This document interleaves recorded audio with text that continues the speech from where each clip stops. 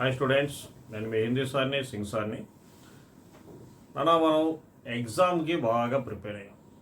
3 మార్కుల ప్రశ్నలన్నీ చాలా వరకు చదివాం, బాగా వచ్చు.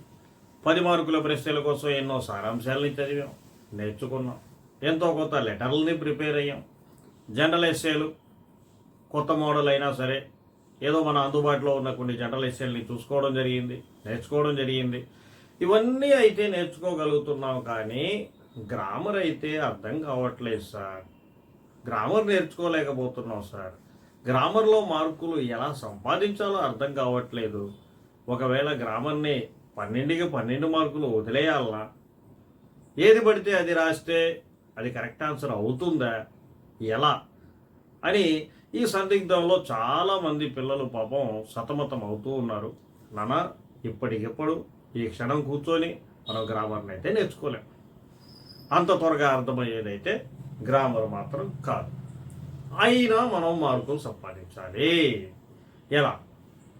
12కి 12 మార్కులు సంపాదించలేకపోయినా కనీసం 12లో 6 కన్నా ఎక్కువ మార్కులన్నా గ్యారంటీ సంపాదించాలి, గ్రామర్ రాకపోయినా సరే. హిందీ చదవడం వచ్చు కదా, హిందీ చదవడం వచ్చు, ఇంతన్నా అర్థం అవుద్ది. రెండవది, నెంబర్స్ 100,000 నెంబర్స్ రాకపోయినా పర్వాలేదు, కనీసం ఒక 20 నెంబర్లన్నా వచ్చు కదా, చాలు నీకు 6 మార్కుల కన్నా ఎక్కువ వచ్చేసినట్టే. ఎలా మనం 6 మార్కుల కన్నా ఎక్కువ మొదటి రోమంలో ఉన్న 12 ప్రశ్నలకి ఎలా సంపాదించగలం అనేది ఈరోజు ఈ వీడియో ద్వారా మనం తెలుసుకుందాం. మొదటగా మన ఛానల్ పేరు PDNS హిందీ. సబ్స్క్రైబ్ చేయండి, లైక్ చేయండి, షేర్ చేయండి. టాపిక్లోకి వెళ్దామా? చూడండి నాన్న, ఈ విధంగా మనకి ఎగ్జామ్లో 12 ప్రశ్నలు ఇవ్వడం జరుగుతుంది.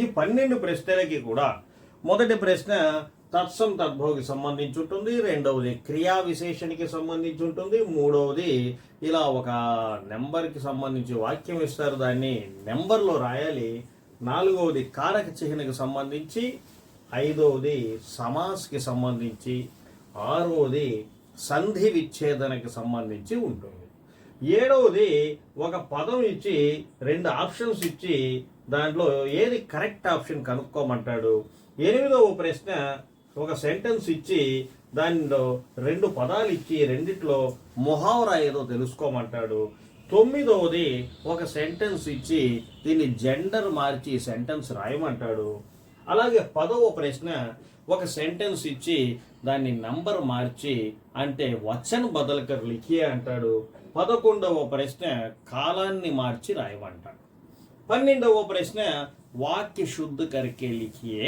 అని అంటాడు. మరి ఇక్కడ 1వ ప్రశ్న నుంచి మనం తెలుసుకుందాం.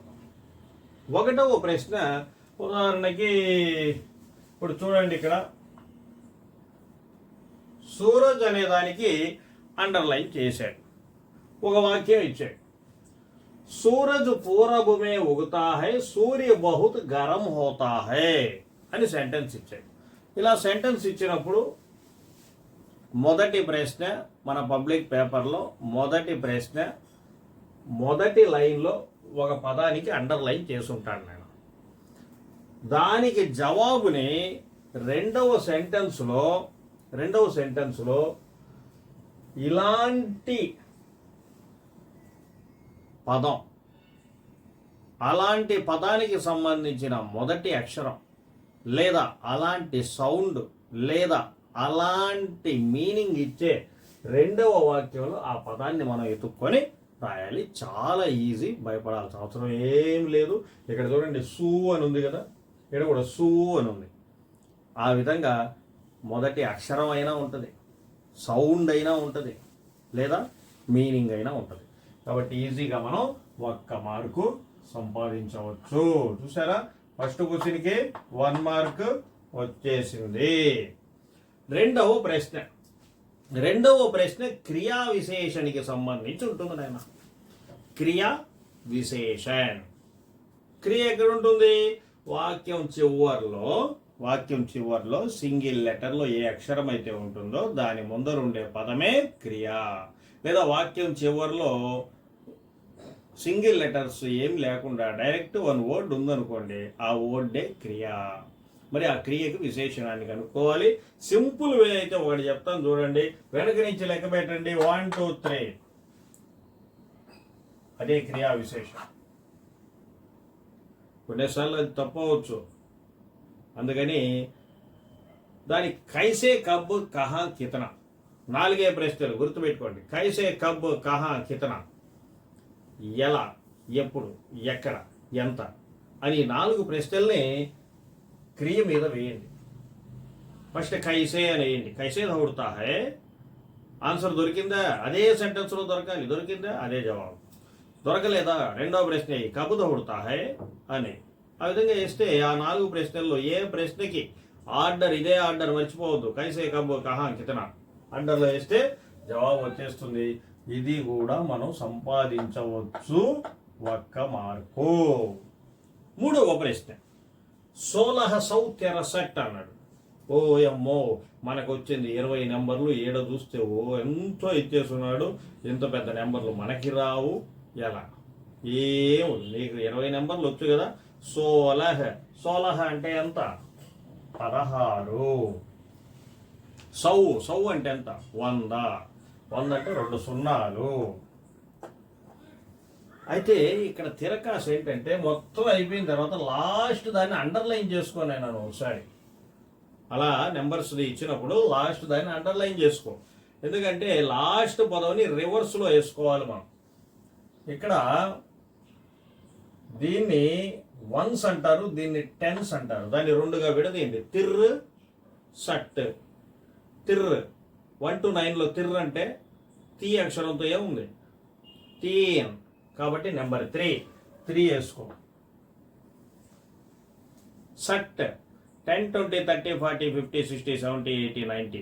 వీటిలో సట్ అంటే దేన్ని అంటారు? సాట్. 60 60 అంటారు. కాబట్టి 60 వేసుకో. ఈ మొత్తం యాడ్ చేసుకుంటే ఎంత అయింది? 1663 అయింది. ఈజీగా 1 మార్క్ మనం మూడవ ప్రశ్నలో కూడా సంపాదించగలము. ఇంతే. ఇది గ్రామరా ఇదంతా? ఇదేం పెద్ద గ్రామర్ కాదు నాన్న. ఈజీ 1 మార్క్ సంపాదించవచ్చు. ఇకపోతే 4వ ప్రశ్న. ఇక్కడ మాత్రం కారక చిహ్న అంటాడు. కారక చిహ్న కాస్త జాగ్రత్తగా చూడండి. ఈ కారక చిహ్న దగ్గర మొదట 3 మార్కులు అయితే ఈజీ. 4వది వే రసూల్ డాష్ ఘోడే హై అన్నాడు. కా కే కి అని బ్రాకెట్లో ఉందనుకోండి. కా కే కి అంటే యొక్క అని మీనింగ్ ఇస్తుంది. మరి కా రాయాలనా, కే రాయాలనా, కీ రాయాలనా? ఏం బాధపడాల్సిన అవసరం ఏం లేదు. ఇక్కడ చూడండి, డాష్ పక్కన ఏముంది? గోడే. గోడేలో ఏముంది? తల మీద కొమ్ము ఉంది. మరి ఇక్కడ హై మీద చొక్కు ఉంది. అంటే హై మీద చొక్కు ఉంది అంటే ప్లూరల్. దీని మీద కొమ్ము ఉంది అంటే అది పుంలింగ్ అని చెప్పి కే అనేది రాసేయండి. తల మీద కొమ్ము ఉంది, కే రాసేయండి. గుడి దీర్ఘం ఉందా, కీ రాసేయండి. ఇక్కడ ఆకి మాత్రం ఉందా, కా రాసేసి. ఇబ్బంది ఏ లేదు. డాష్ పక్కన ఏ పదం అయితే ఉంటుందో దానికి ఆకి మాత్రం ఉంటే కా రాయి, ఈకి మాత్రం ఉంటే కీ రాయి, ఏకి మాత్రం ఉంటే కే రాయి. ఆ విధంగా రాసేస్తాం. సార్ కాకే కీ కాకుండా సే కానీ, మే కానీ, పర్ కానీ, కో కానీ ఇలాంటివి కనుక అయితే, ఒకవేళ సే కనుక ఉంటే నాన్న మ్యాక్సిమం ఆన్సర్ సేనే ఉంటుంది. ఎందుకంటే సే అనేది ఎన్నో పదాలకి అది అర్థం అవుతుంది. కాబట్టి నువ్వు సే అనేది రాసుకో. మ్యాక్సిమం ఈసారి ఎగ్జామ్కి కాకేకి ఇచ్చే అవకాశం ఎక్కువ అని నేను అనుకుంటున్నాను. కాబట్టి కాకేకి మీద కాన్సన్ట్రేషన్ ఎక్కువగా పెట్టు. ఒకవేళ రాకపోయినా మనకి నో ప్రాబ్లం. 4వ ప్రశ్న మీద అంత నమ్మకాలు నేనేం పెట్టుకోవట్లేదు. కాబట్టి 4కి నువ్వు ప్రయత్నం చెయ్యి. నేనైతే ఇక్కడ 0 వేస్తున్నాను. 5వ ప్రశ్న సమాసికి సంబంధించి ఇస్తాడు. 5వ ప్రశ్న సమాసికి సంబంధించి ఇచ్చినప్పుడు ఒక సెంటెన్స్ ఇచ్చి దాంట్లో ఒక అండర్లైన్ చేసి కింద 2 పేర్లు ఇస్తాడు. ఈ అండర్లైన్ చేసింది ద్వంద్వ సమాస, కర్మధారయ సమాస అని అడుగుతాడు. నేను 6 విషయాలు చెప్తాను, జాగ్రత్తగా విను. సమాస అనేది 2 పదాలుగా ఉంటుంది. ఇప్పుడు కనబడింది కదా, పేడు పౌదే అనేది 2 పదాలు ఎలా అయితే కనబడిందో అలాగే 2 పదాలుగా సమాసం ఉంటుంది. రెండు పదాలుండి రెండు పదాల మధ్య హైఫన్ ఉంటే, రెండు పదాలు వేరు కనుకుంటే అది ద్వంద్వ సమాసం. ఓకేనా? రెండు పదాలుండి రెండు పదాలు సేమ్గా కనుకుంటే అది అవ్యయీభావ సమాసం. రెండు పదాలుండి మొదటి పదం నంబర్ కనుకుంటే అది ద్విగు సమాసం. రెండు పదాలుండి రెండు పదాల్లో ఏదో ఒక పదం విశేషణం కనుకుంటే సుందర్, అచ్చ, బల, బుర, గరం, ఠండ, లంబ, మూట ఇలా కనుక ఏదైనా విశేషణం ఉంటే అది కర్మధారయ సమాసం. ఇంకోటి, ఏదైనా అది చదవగానే ఏదో వేరే అర్థాన్ని ఇచ్చినట్టు మనకు అనిపిస్తే అది బహువ్రీహి సమాసం. ఇప్పుడు చూడండి, త్రినేత్ర మూడు కళ్ళు ఎవరు? శివుడు. ఇలా కనుక ఏదైనా వేరే అర్థాన్ని ఇస్తే అది బహువ్రీహి సమాసం. అక్కడ మనకి ఇచ్చేది ఆప్షన్లు రెండే. ఇక్కడ చూడండి ఏమి ఇచ్చాడు? ద్వంద్వ సమాసం, కర్మధారయ సమాసం అన్నాడు. ద్వంద్వ అంటే ఏంది? మనం యూట్యూబ్లో వినింది, రెండు పదాలు ఉంటాయి, రెండు పదాల మధ్యలో హైఫన్ ఉంటుంది, రెండు వేరు పదాలు అయి ఉంటాయి. పేడు, పౌదే రెండు పదాలు ఉన్నాయి, రెండు వేరు పదాలు ఉన్నాయి, ద్వంద్వ సమాసం. రైట్, అయిపోయింది. ఈజీగా సంపాదించవచ్చు నాన్న, ఈజీగా సంపాదించవచ్చు. గుర్తుపెట్టుకోండి, నేను చెప్పిన 5 వచ్చేస్తాయి. ఆ తర్వాత ఆరోది ఒక సెంటెన్స్ ఇస్తాడు, ఒక వర్డ్కి అండర్లైన్ చేస్తాడు. ఆ వర్డ్ని సంధి విచ్ఛేదన చెయ్యాలి అంటే రెండు ముక్కలు చెయ్యాలి అని అర్థం. ఒకటే హిమాలయ అన్నాడు. మామూలుగా మనం తెలుగులో ప్రకారం ఎలా విడదీస్తాం? హిమా ప్లస్ లయము అంటాం. హిమా ప్లస్ లయము అనకూడదు. ఇక్కడ ఆ నుంచి అహా దాకా ఉండే ఒత్తులు ఏమైనా కనిపిస్తున్నాయా ఎక్కడైనా? ఇక్కడ కనిపించింది హీమా ఆ అని. సార్ స్టార్టింగే కనిపించింది కదా సార్ అంటారు. స్టార్టింగే కనిపిస్తే స్టార్టింగే విడదీసేస్తామా? ఏం విడదీస్తాం? అక్కడ ఏం విడదీయలేము. కాబట్టి ఇక్కడ ఆకి మాత్రం ఇక్కడ ఉంది. కాబట్టి ఇక్కడ దాకా ఒక ముక్క హిమ్, ఆకి మాత్రాన్ని ఆ అక్షరంగా మార్చేయి, ఆలై అయిపోయింది. అదేవిధంగా రామాలై, రామాలయలో రాము ఆకి మాత్రం ఉంది కదా, ఆలై అని. ఆ విధంగా మనం ఆ నుంచి అహా దాకా ఉండే ఒత్తులు కనబడితే ఆ విధంగా విడదీసేసేయండి. మ్యాక్సిమం ఇలాంటి పదాలే ఇస్తాడు. లేదా ఇంకొన్ని ఇలాంటివి ఇస్తాడు, నిర్మల్, నిర్బల్, దుశ్చల్ అని ఇలాంటివి ఇస్తాడు. వాటిలో 4 అక్షరాలు చెప్తాను, మైండ్లో పెట్టుకోండి. ర్, ఇస్, ఇచ్, ఇష్ ఇలాంటివి కనుక వస్తే దుర్బల్. మామూలుగా విడదీస్తే ఎట్ట విడదీస్తాం? దుర్ ప్లస్ బల్ అంటాం. ఇప్పుడు చూడండి, దుర్ అని సౌండ్ వచ్చింది కదా, ఆ రా తీసేసి 2 చుక్కలు పెట్టండి, దుహ్ ప్లస్ బల్. నిశ్చల్, నిస్ ప్లస్ చల్ అంటాం. ఆ నుంచి అహా దాకా ఉండే ఒత్తులైతే కుడివైపేసి, కానీ కక్కాగగ్గాల్లో ఉండే ఒత్తులు కనుకైతే ఎడం వైపేసి విడదీసి అయిపోయింది పని. మ్యాక్సిమం 1కి 1 మార్కు రాకపోయినా ఆ పక్కో ఈ పక్కో ఏదో ఒక పక్క రైట్ అయి ఉంటుంది. మనం విడదీసే పదం 1/2 మార్కు గ్యారెంటీ. టైం బాగుంటే ఫుల్ మార్క్ మందే. ఇకపోతే 7వ ప్రశ్న దగ్గరికి వచ్చాం. మనుభావన్ శబ్దక అర్ధ క్యాహే అన్నాడు. నాన్న ఒక్కటి గుర్తు పెట్టుకోండి, ఎప్పుడు కూడా కింద ఇచ్చిన 2 ఆప్షన్స్లో పాజిటివ్ ఆన్సర్నే తీసుకోండి. క్వశ్చన్ పాజిటివ్గా ఉన్నప్పుడు మనుభావన్, దీంట్లో ఎక్కడైనా నీకు నామనుభావన్, ఆమనుభావన్, నిర్మనుభావన్ ఇలాంటి పదాలు కనిపించాయా? లేదు కదా. అలాంటప్పుడు అచ్చాలగిన బురాలగిన, అచ్చా అంటే పాజిటివ్, బురా అంటే నెగిటివ్. మరి పాజిటివ్ని తీసుకో, మనుభావన్, మనకు అచ్చా లగ్న రైట్ ఆన్సర్. అలా కాకుండా అనంత్ అని ఉందనుకోండి, అనంత్ అన్నప్పుడు దాంట్లో చూడండి మొదటి అక్షరం ఏముంది? ఆ ఉంది. ఆ ఉన్నప్పుడు ఏంది? అది నెగిటివ్ని సూచిస్తుంది, ఆ అని. అలాగే నిర్మల్ అని ఉందనుకోండి, నిర్ నెగిటివ్ని సూచిస్తుంది. అలాంటప్పుడు ఆన్సర్లో కూడా నెగిటివ్ ఏముందో చూసుకోండి, ఆ నెగిటివ్ ఆన్సర్ని ఓకే చేయండి. అలా ఆ కానీ, నా కానీ, నహి కానీ, నిర్ కానీ పదంలో లేనప్పుడు పాజిటివ్ ఆన్సర్ని తీసుకోండి. మంచి మార్కులు లభిస్తాయి. నేను చెప్తున్నాను కదా గ్యారంటీగా 1 మార్క్ దీంట్లో కూడా మనం సంపాదించవచ్చు. 7th question also 1 mark. ఇకపోతే 8th క్వశ్చన్. 8th క్వశ్చన్ ఏంటి? ఒక సెంటెన్స్ ఇస్తాడు, సెంటెన్స్తో మనకేం పని లేదు, ముహావరాని కనుక్కోమంటాడు. ముహావరా అంటే కూడా మనకు తెలియదు, ఎందుకంటే గ్రామరే మనకు తెలియదు కాబట్టి. కింద 2 ఆప్షన్స్ ఇస్తాడు. ఆ 2 ఆప్షన్స్ని చదువుకోండి. ఒకటి నీకు అర్థమవుతుంది, నువ్వు ఇంతకుముందు ఎప్పుడో చదివిందని అనిపిస్తుంది. ఇంకోటి నీకు అర్థం కాదు, అదేందో వింతగా ఉంటుంది, విచిత్రంగా ఉంటుంది. కాబట్టి ఆ వింతగా ఉండేదే, విచిత్రంగా ఉండేదే, నీకు అర్థం కానిదే అదే ముహావరా. చూడు, ఏ వచ్చి తబాహీ మచా అని ఉంది. రెండోది లోగన్. లోగ్ అనేది ఇదేదో చాలాసార్లు చదివాం మనం. తబాహీ మచా అంట. తబాహీ ఏంది, మచా ఏంది? ఏదో సినిమాల్లో చదివాం, రా మచ్చా పో మచ్చా అని. అంతేగాని ఇక్కడ ఏందో మచ్చా అని ఉంది. ఇదేం మచ్చ మనకు తెలియదు. కాబట్టి ఇది ముహావరా ఉంటుంది, ఏదో వింతగా ఉంది, సో ఇదే అని చెప్పి ఇలాంటివి మనం ముహావరాగా తీసుకోవచ్చు. ఇంకోటి ఇలానే ఉంటాయి, పెట్టి మీద చూసేదో ఉన్నా అంట. ఎక్కడైనా రోడ్ల మీద ఎలుకలు పరిగెత్తాయి, కానీ కడుపులో కూడా ఎలుకలు పరిగిస్తాయి, ఇదేదో విచిత్రంగా ఉంది రే. ఇలాంటిది ముహావరా అవుతుంది. అదేవిధంగా ఆగు బబులా హోనా అంటాడు. ఆగేంది బబులా ఏంది అయ్యేది, ఇది ఇలాంటివి అనమాట. ఇలా మనకి అర్థం కాకుండా వింతగా విచిత్రంగా ఉండేది ముహావరా. గ్యారెంటీ 1 మార్క్ సంపాదించవచ్చు దీంట్లో, ఎందుకంటే అన్నీ మనకు అర్థం కావు కాబట్టి. మనకు కొన్ని అర్థం అవుతాయి, అది ముహావరా కాదు. కొన్ని అర్థం కావు, అదే ముహావరా. ఆడ అన్ని కొన్ని ఎవరు ఇచ్చేది 2. ఆ రెండిట్లో ఒకటి అర్థం అవుతుంది, ఒకటి అర్థం కాదు. ఆ ఒకటే ఆన్సర్.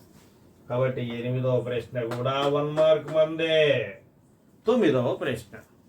9వ ప్రశ్నలో లింగ బదలకర వాక్య ఫిరిసే లిఖియే. లింగ్, జెండర్. ఆ లింగ్ నేర్చుకోవాలంటే చిన్న విషయం కాదు, ఒక 15 రోజులు పట్టద్ది. మనకు అంత టైం లేదు. 1 మార్క్ కోసం ఇంకా 15 రోజులు మనమేడా. హాఫ్ మార్క్ వచ్చినా చాలు. హాఫ్ మార్క్ ఎలాగో చూద్దాం. లేదు నాన్న, లింగ్ అంటే ఇక్కడ ఏముంది, ఆకి మాత్ర ఉంది. ఆయన ఏం చేస్తావు, ఈ చేసి అయిపోయింది. అదే ఈకి మాత్ర ఉందనుకో, ఆకి మాత్ర చేసేయి. ఆ తర్వాత ఇక్కడ షేర్ అని ఉంది. ఇక్కడ నేను చెప్పే 2 మాటలు. నీ అని ఒక అక్షరం నేర్చుకో, ఈ అని ఒక అక్షరం నేర్చుకో. నీకు నచ్చింది ఏదో ఒకటి అక్కడ పెట్టుకో. నీ పెడతావా, ఈ పెడతావా, ఏదో ఒకటి పెట్టుకో. రైట్ అవ్వాలని గ్యారంటీ లేదు, కానీ చివరి మాత్రం రైటే. కాబట్టి 9వ ప్రశ్నలో 1/2 మార్కు వచ్చేసింది. 10వ ప్రశ్న దగ్గరికి వెళ్దాం. 10వ ప్రశ్న దగ్గరికి వెళ్తే ఒక సెంటెన్స్ ఇస్తాడు, వచన బదలకర్ వాక్య ఫిర్సే లిఖియే అన్నాడు. లడకా గీత్ గాతా హై అన్నాడు. ఇక్కడ కూడా జాగ్రత్తగా గుర్తుపెట్టుకోవాలి. 9వ ప్రశ్నకి చేయాల్సిన పని 10కి చేసి, 10కి చేయాల్సిన పని 9కి చేసి అటు చేయవాకండి. 10వ ప్రశ్న. 10వ ప్రశ్నలో ఏంటి, వచన బదలకర్ వాక్య లిఖన. వచన అంటే నంబర్ మార్చడం. ఇక్కడ కూడా చివరికి వచ్చేసేయండి. ఏముంది ఇక్కడ, ఆకి మాత్ర ఉంది. ఆకి మాత్ర ఉంటే దాన్ని తీసేసి ఏకి మాత్ర పెట్టండి. ఏకి మాత్ర ఉంటే దాన్ని తీసేసి ఆకి మాత్రగా మార్చండి. ఒకవేళ ఈకి మాత్రానే కనుక ఉందనుకోండి, గుడి దీర్ఘం, దాన్ని అలాగే వదిలేయండి, దాని జోలికి పోబాకండి. ఇక హై దగ్గరికి రండి. హై మీద చుక్కు ఉందనుకోండి, తీసేయండి. చుక్క లేదనుకోండి, పెట్టేయండి. ఇంక ఇక్కడికి రండి, సేమ్ ప్రాసెస్. ఆకి మాత్రం ఉందనుకోండి, ఏ పెట్టండి. ఏ ఉందనుకోండి, ఆ పెట్టండి. గుడి దీర్ఘం ఉందనుకోండి, కామ్గా వదిలేబాకండి. ఇక్కడ వదిలేసాం కదా అని యా అని పెట్టండి, చాలు, అయిపోయింది. అర్థమైందా? క్రియ దగ్గరికి వస్తే ఆకి మాత్రం ఉంటే ఏ పెట్టండి, ఏ కనుకుంటే ఆగా మార్చండి. గుడి దీర్ఘం కనుకుంటే వదిలేయండి. హై మీద చుక్కుంటే తీసేయండి, చుక్క లేకపోతే పెట్టేయండి. ఫస్ట్ ఓటు దగ్గరికి రండి. ఆకి మాత్ర ఉంటే ఏకి మాత్రగా మార్చండి, ఏకి మాత్ర ఉంటే ఆకి మాత్రగా మార్చండి. గుడి దీర్ఘం ఉంటే యా అనేది యాడ్ చేయండి, అయిపోయింది వచనం. గ్యారెంటీగా అది ఏమైనా సరే కనీసం 6 మార్కులైనా వచ్చేస్తాం. ఇకపోతే 11వ ప్రశ్న. 11వ ప్రశ్న కాల్ బదల్కర్ లిఖన. 99% భూతకాల మీదనే అడుగుతున్నాడు ఎక్కువగా. మిగతా అన్నీ ఈజీయే, భూతకాల మీద అడుగుతున్నాడు. సరే ఏదేమైనా చూద్దాం. భూతకాల మీద అడుగుతున్నాడు. భూతకాల్ మే బదల్కర్ లిఖియే అన్నాడు అనుకోండి. అన్నాడంటే ఏం లేదు నాయన, మనం భూతకాల దగ్గరికి వెళ్ళి సకర్మక క్రియ, అకర్మక క్రియ, నే ప్రత్యయి, దాంట్లో 6 రకాలు. ఓ అమ్మో మనకు వద్దు అవన్నీ. భూతకాలమే బదల్కర్ లిఖనా. మై కహానీ పడతా హూ. ఆ చివరిలో ఏముంది అక్షరం? హూ తీసేసి ఠా అని పెట్టి అయిపోయింది. భూతకాలంలో మార్చేసాం. 1 మార్క్ రాకపోయినా 1/2 మార్క్ వస్తుంది. ఎందుకంటే మనం మార్చింది భూతకాలంలోనే కాబట్టి. వర్తమాన కాలంలో మార్చమంటే హై అని పెట్టేసి, భవిష్యత్ కాలంలో మార్చమన్నాడు రా అంటే అక్కడ ఏముందో లాస్ట్ లెటర్ తీసేసి గా అని పెట్టేసి అయిపోయింది. పడతా అని ఉంది కదా, ఈ హూన్ తీసేసి ఇప్పుడు చూడండి 3 పద్ధతులు చెప్తాను నీకు. పడతా హూ అని ఇచ్చాడు. భూతకాలంలో మార్చి రాయండి అన్నాడు. మార్చేశాడు. పడతా థా అని క్వశ్చన్ ఇచ్చాడు. భవిష్యత్ కాలంలో రాయమన్నాడు. ఈ సింగిల్ లెటర్ తీసేసి, ఇది కూడా తీసేసి పెట్టేసి, ఏదో స్పెల్లింగ్ మిస్టేక్ రాశాడులే అనుకుంటాడు అంతే తప్ప, స్పెల్లింగ్ మిస్టేక్ రాశాడులే అనుకుంటాడు తప్ప ఆన్సర్ కరెక్టే అనుకుంటాడు. స్పెల్లింగ్కి హాఫ్ కట్ చేసుకుంటాడు. రైట్ ఆన్సరే కాబట్టి మిగతా హాఫ్ ఇచ్చేస్తాడు. వర్తమాన కాలం అనుకోండి, యాజ్ ఇట్ ఈజ్ అట్టే పెట్టేసి హూ లేకపోతే హై ఇది పెట్టేసేయండి. ఎలా అయినా అక్కడ కూడా ఒక 1/2 మార్క్ మనకు వచ్చేస్తుంది. 12వ ప్రశ్న. ఇక్కడ మ్యాక్సిమం 99% మై తర్వాత మేరా, తుమ్ తర్వాత తుమ్హారా, యహ్ తర్వాత ఇసుక, వహ్ తర్వాత ఉసుక, హమ్ తర్వాత హమారా ఇలాంటివే ఇస్తాడు. కాబట్టి మై తర్వాత మేరా అని కనుక ఇచ్చాడు అనుకోండి, మేరాలో చివరి ఏముందో చూసుకోండి. ఆకి మాత్రం ఉంది.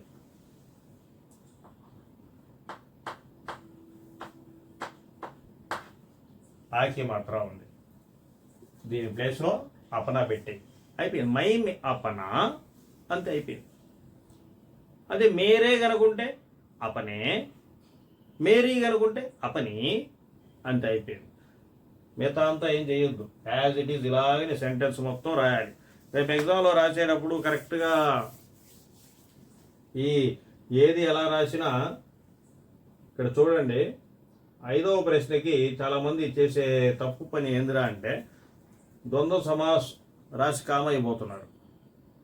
ఆ ముందరున్న 1వ నెంబర్ కూడా వేయాలి. ఇక్కడికి వస్తే 7వ క్వశ్చన్కి ఏనో బీనో ఆప్షన్ ఒకటే రాసి కామ అయిపోతున్నారు. ఆప్షన్ రాయాలి, ఆన్సర్ కూడా రాయాలి. అలాగే 9, 10, 8వ ప్రశ్నకు కూడా సేమ్ అంతే. ఆప్షన్ రేస్ సైలెంట్ అయిపోకూడదు. ఆప్షన్ రాయాలి, ఆన్సర్ కూడా రాయాలి. 9, 10, 11, 12 ప్రశ్నలకైతే సెంటెన్స్ మొత్తం రాయాలి. అప్పుడే మార్కులు వస్తాయి. చూడండి అన్న, నేను మీకు చెప్పినట్లుగా మనకి గ్రామర్ రాదు, అయినా మార్కులు వస్తాయన్నాను. మనం లెక్కేసుకుంటే ఎన్ని మార్కులు వచ్చాయి చూడండి. మన 12 ప్రశ్నలకి ఇక్కడ 12వ ప్రశ్నకి దీనికి కూడా నేనేమి ఆఫే ఇస్తా, ఫుల్ ఓడియను. 1, 2, 3, 4, 4.5, 5.5, 6.5, 7, 8, 8.5. గ్రామర్ రాదు. నెంబర్లు చూస్తే 20 వచ్చు, 100,000 రావు. అయినా కానీ 12 మార్కులకి 8.5 మార్కు మనకు వస్తాయి. భయపడొద్దు, దిగులు పడొద్దు. మార్కులు నీయే, విజయం నీదే.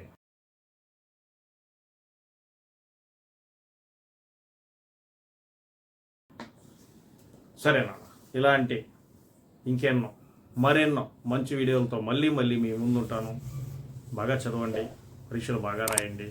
నేను మీ హిందీ సార్ని, సింగ్ సార్.